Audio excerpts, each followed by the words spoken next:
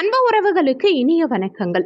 இன்றைய பதிவுல 2026ஆம் ஆண்டுக்கான குரு பெயர்ச்சி பலன்கள் மிதுன ராசி அன்பர்களுக்கு எப்படி இருக்க போகுது, உங்க வாழ்க்கையில என்னென்ன மாதிரியான மாற்றங்களையும் தாக்கத்தையும் இந்த குரு பெயர்ச்சி ஏற்படுத்த போகுதுங்கிறத தெளிவாகவும் விரிவாகவும் இந்த பதிவுல நம்ம பார்க்க போறோம். வீடியோவை பார்க்கறதுக்கு முன்னாடி நீங்க நம்ம சேனலை இப்பதான் புதுசா பாக்குறவங்களா இருந்தா மறக்காம சேனலை சப்ஸ்கிரைப் பண்ணிக்கோங்க. மிதுன ராசியை பொறுத்த வரைக்கும் மிருகசிரிஷம் 3-4 பாதங்கள், திருவாதிரை 1-2-3-4 பாதங்கள், புனர்பூசம் 1-2-3 பாதத்தை உள்ளடக்கியது மிதுன ராசி. மிதுன ராசிக்கு அதிபதி புதன் பகவான்.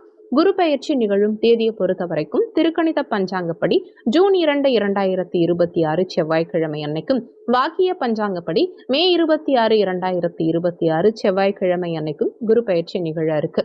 குரு பகவான் மிதுன ராசியிலிருந்து தன்னுடைய உச்ச ராசியான கடக ராசிக்கு பிரவேசிக்கிறார். மிதுன ராசிக்கு இது 2ஆம் இடம், தன குடும்ப வாக்குஸ்தானமான 2ஆம் இடத்துல குரு உச்சமாறார். இந்த குரு பெயர்ச்சி மிதுன ராசிக்கு ஒரு பொற்காலமா நிச்சயமா இருக்கும். மிதுன ராசி என்பர்களுக்கு கலத்தரஸ்தானமான 7ஆம் இடத்துக்கும், கர்ம தொழில் ஸ்தானம் ஜீவனஸ்தானமான 10ஆம் இடத்துக்கும் அதிபதியான குரு பகவான் இப்போ உங்க ராசிக்கு 2ஆம் இடம் தன குடும்ப வாக்குஸ்தானத்துல உச்சமா இருக்கார்.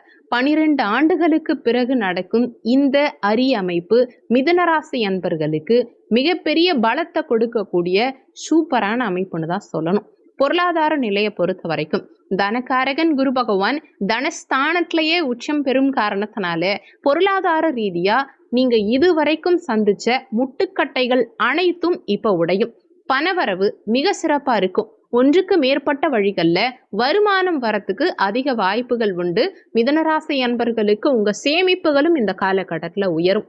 6ஆம் இடம் ருண ரோக சத்ருஸ்தானம், அதாவது கடன் ஸ்தானத்தை குரு பகவான் பஞ்சம பார்வையா பார்க்கும் காரணத்தினால நீண்ட நாட்களா உங்களை வாட்டி வதைத்த கடன்களை அடைக்கிறதுக்கான வழிகளும் இந்த காலகட்டத்துல உங்களுக்கு பிறக்கும். அதே மாதிரி தங்கம் வாங்கிறது அல்லது சொத்துக்கள் வாங்கறதுல நிறைய மிதுனராசி அன்பர்கள் அதிக ஆர்வம் காட்டுவீங்க, அதுல வெற்றியும் காண்பீங்க. குடும்ப உறுப்பினர்களுக்கிடையே இருந்த மன வருத்தங்கள், மனஸ்தாபங்கள், வாக்குவாதங்கள் இது எல்லாமே முற்றிலுமா நீங்கி குடும்பத்துல ஒற்றுமை பிறக்கும், நிம்மதி நிலவும். குருவுடைய சமசப்தம பார்வை அஷ்டமஸ்தானத்தின் மீது பதியும் காரணத்தினால நீண்ட கால வம்பு வழக்குகள் எல்லாம் ஒரு முடிவுக்கு வரும். நீண்ட காலமா திருமணத்துக்காக காத்துட்டு இருக்க மிதுனராசி அன்பர்களுக்கு இந்த காலகட்டத்துல திருமணம் கைகூடி வரும். திருமண வைபவங்கள், வளைகாப்பு, கிரகப்பிரவேசம் இந்த மாதிரி சுபகாரியங்கள் தங்கு தடை இல்லாம வீட்டில் நடக்கும். பிரிந்தவங்க கூட ஒன்றிணைவாங்க.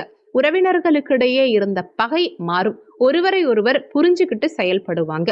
தொழில் மற்றும் உத்தியோகத்தை பொறுத்த வரைக்கும் கர்மஸ்தானம் 10ஆம் இடம் தொழில் ஸ்தானத்துக்கு குரு பகவானுடைய பார்வை கிடைக்குது. தொழில் ஸ்தானாதிபதி குரு உச்சமா இருக்கார். இதனால வேலையில உங்களுக்கு செல்வாக்கு கூடும். புதிய பொறுப்புகள் எல்லாம் தேடி வரும். சக ஊழியர்களின் ஒத்துழைப்பு பரிபூரணமா இந்த காலகட்டத்துல கிடைக்கும். புதிய தொழில் தொடங்குறவங்களுக்கு இது சாதகமான காலகட்டம். இந்த தொழில் ஸ்தானத்துல சனி பகவானே இருக்காருங்கிற கவலை இனிமே உங்களுக்கு வேண்டாம். ஜீவனஸ்தானாதிபதி உச்சம் பெற்று ஜீவனஸ்தானத்தையே பார்க்கும் காரணத்தினால தாராளமா புதிய தொழிலை தொடங்கலாம். பழைய நஷ்டங்கள் எல்லாம் ஈடுகட்டப்பட்டு லாபம் கொழிக்கும் காலகட்டமா இந்த காலகட்டம் நிச்சயம் அமையும்.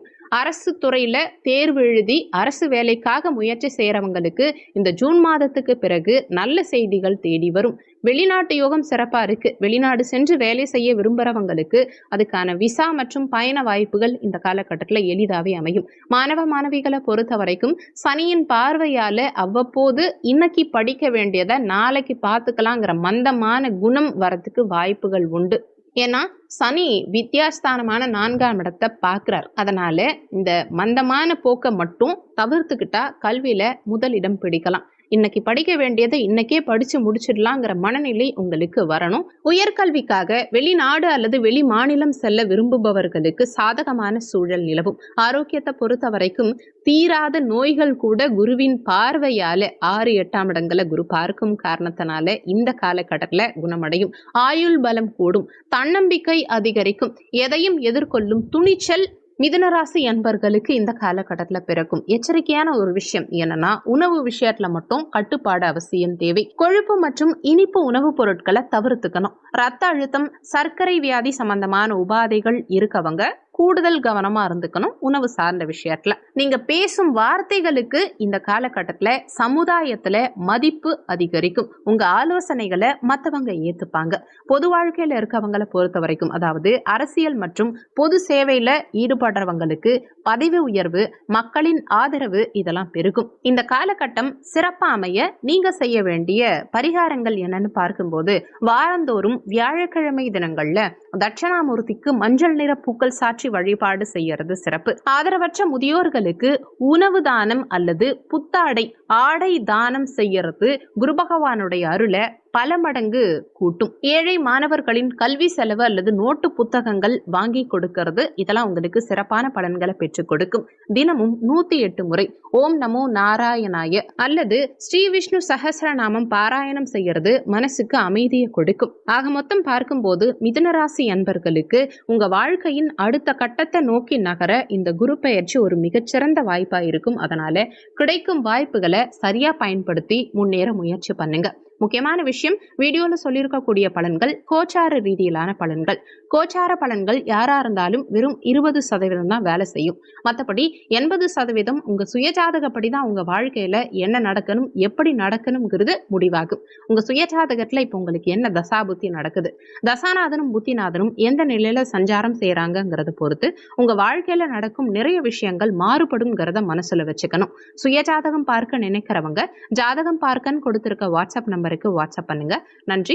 மற்றும் ஒரு நல்ல பதிவோடு மீண்டும் உங்களை சந்திக்கிறோம்.